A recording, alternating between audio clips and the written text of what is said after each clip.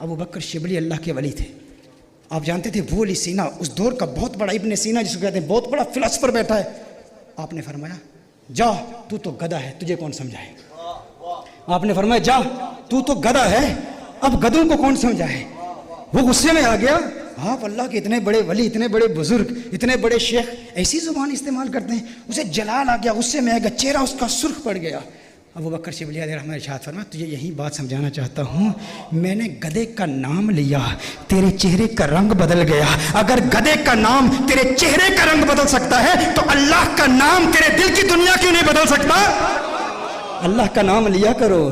یہ درود و سلام یہ اللہ کا نام یہ دل پر ایسے اثرات مرتب کرتا ہے. عوف بن مالک رضی اللہ تعالیٰ عنہ صحابی رسول حضور اکرم صلی اللہ علیہ وسلم کی بارگاہ میں حاضر ہوتے ہیں. عرض کرتے ہیں یا رسول اللہ صلی اللہ علیہ وسلم زندگی فاقوں میں گزر رہی ہے میرے بیٹے کو مشرکوں نے قید کر لیا ہے. حضور نے ارشاد فرمایا اللہ سے ڈرو صبر کرو اور لا حول ولا قوت الا باللہ العلی العظیم کثرت سے پڑھو. عوف بن مالک فرماتے ہیں میں اپنے گھر میں گیا اللہ کے خوف سے کثرت سے میں لا حول ولا قوت الا باللہ العلی العظیم پڑھنے لگا.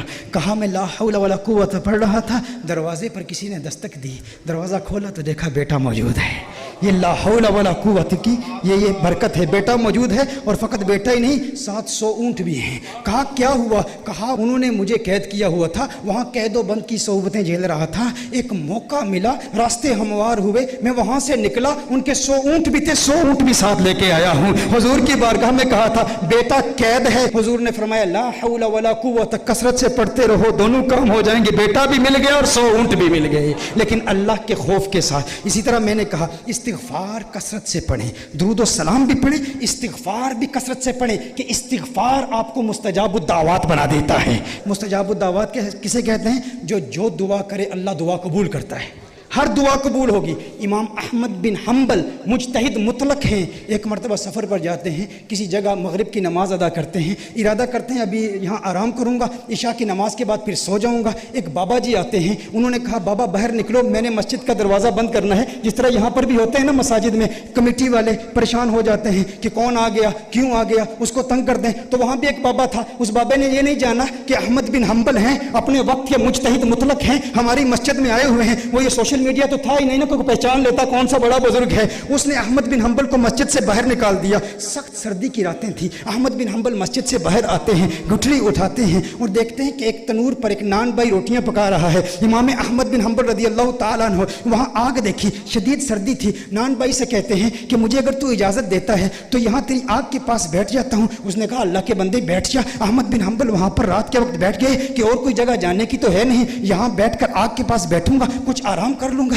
لیکن دیکھا کہ وہ جو نوجوان نان بھائی تھا نا تنور پر روٹیاں پکا رہا تھا وہ ہر وقت استغفر اللہ پڑھتا. تنور سے روٹی نکالتا استغفر اللہ روٹی پکاتا استغفر اللہ تنور میں روٹی ڈالتا استغفر اللہ. امام احمد بن حنبل اسے دیکھ رہے ہیں اور بڑی محبت بڑی نگاہوں سے دیکھ رہے ہیں مسکرا رہے ہیں. کہا بابا جی مسکرا کیوں رہے ہو. کہا تیری یہ استغفار پڑھنے کی ادا بہت پسند آئی. کہا میں استغفار اس لیے پڑھتا ہوں کہ اس استغفار نے مجھے مستجاب الدعوات بنا دیا ہے. جو دعا کرتا ہوں اللہ قبول کرتا ہے. میری دعا کوئی اللہ کی بارگاہ سے رد نہیں ہوتی. کہا یہ تو بہت بڑی ولایت کا دعویٰ ہے نوجوان ہے نان بھائی تو ولایت کا دعویٰ کر رہا ہے کہ تیری ہر دعا اللہ کی بارگاہ میں قبول ہوتی ہے کوئی دعا رد نہیں ہوتی. کہا کوئی دعا رد نہیں ہوتی. کہا آج استغفار کیوں پڑھ رہا ہے. کہا بابا جی کیا بتاؤں آج میری یہاں ڈیوٹی لگی ہے. میں نے سنا ایک مجتہد مطلق ہمارے علاقے میں آیا ہوا ہے بہت بڑا بزرگ ہے.